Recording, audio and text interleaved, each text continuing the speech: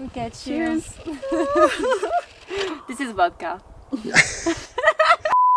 Hi everyone! I'm here with my friend and professional climber, Svana. Hi. And we thought it would be fun to share with you some of our top tips for resting on the sport climb. I think it was just a great idea because we both have different ways about how we rest or our mentality around resting while we're on the wall. So we compiled these methods to share with you. I think it'll be really cool. Okay, let's get on it.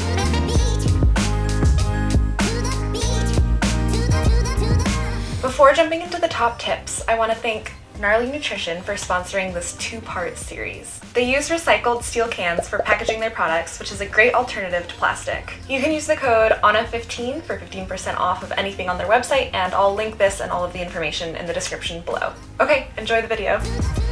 Starting off kind of basic with tip number 1 being brush all of your rest holds. So it seems like pretty obvious, but I actually forget to do this a lot. When you brush them, of course, when you brush any hold, like your crux holds, it makes the holds a lot better. But when you brush your resting holds, it makes the resting holds a lot better, and that's important for letting you kind of get into it and relax. Once you have the best position, try to relax. This is what one of my coaches told me when I was younger, a long time ago, and I was competing. It's very important to try to release the tension in the shoulders and not just think about the forearms. And it's been a real game changer for me. When you're relaxing everything, that includes not over gripping. So I like to try to make my hands kind of go into as much of this drag position as possible when I'm holding onto a jug. Some people also alternate what fingers they use, so they'll use like these back 3 fingers just to save some of this pointer finger juice, and those back 3, and then these 3, and those 3. But it all depends on what you're more comfortable with. It's just important not to be like over gripping on your rests and to just relax into it. I find something that's really helpful is remembering to relax the calves and the legs, because sometimes you'll find yourself over gripped on your upper body and you'll relax that immediately, but you don't think that maybe your toes are also completely engaged. So if you just kind of sit and sink into your rests, it makes such a huge difference. I learned to do this actually while climbing the Once Upon a Time slab because your feet just hurt so bad, and I was like, how am I gonna get any energy back? And it just, again, made a world of a difference.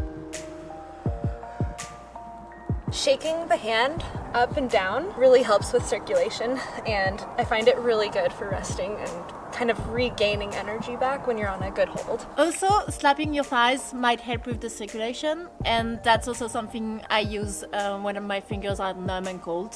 It really helps. I missed my thigh! I missed it again!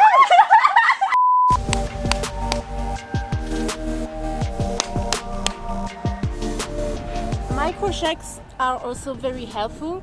This is something I really use on my project, and like if I don't do it, I can do the next move. If you shake for like 2 seconds at least, then you will recover a bit for sure. Anytime I'm trying to rest, I try to avoid looking at my hands because then your mind is telling you that you're grabbing hard and you're wasting energy, you know? Like you kind of see, oh gosh, like I'm really trying hard. So I usually try to like look away and distract myself and not look at the actual holds that I'm grabbing.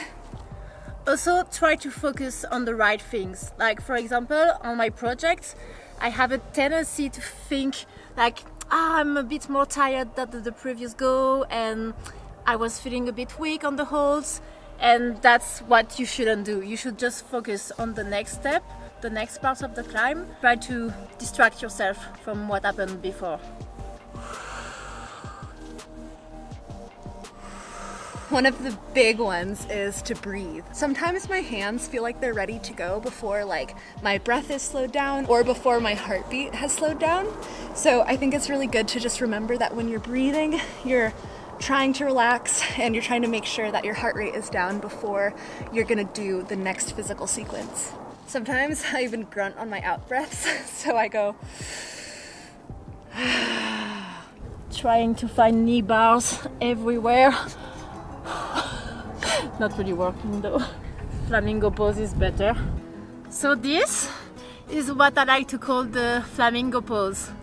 So it's a technique I used when I was injured, because basically in 3 years I broke one foot, I had ankle sprains, and I also had ankle surgery, so I needed to climb with one leg for several months.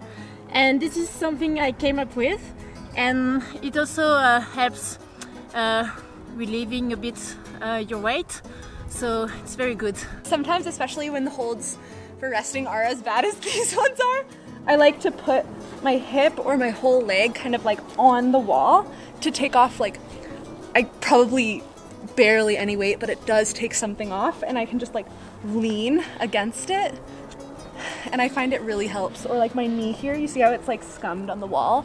I find just pressing my hips in, especially on vertical climbing, really helps this actually serve as a rest. This is like a hard rest to talk at. Yeah, I bet. I love this here. For real. Can I stay here forever? This is one of my favorite things to rest, it's to use the heel hook. It really helps to take some weight off your hands. So yeah, I try to use it as much as possible. It's also really good to use any crack climbing technique that you possibly can find. When you get like a hand jam, for instance, you're using a lot more friction and different muscle groups and different tendons to give the muscles that you need for this face climb a good rest. So I think in here I can find a pretty good hand jam. Yeah, that's a really good hand jam actually. Yeah, just experiment with everything and see if anything works. And it's pretty obvious, but if you can't find a no hands rest, just take it and chill there for a while. These are great. And enjoy the nice view and the plants. Whenever I have a high footstep right here, I always try to find a way to like sit on the foot. And here it's not quite working this way, so I kind of turn it backwards and I can just sit right onto my foot. It's the bonus tip from our good friend Albert.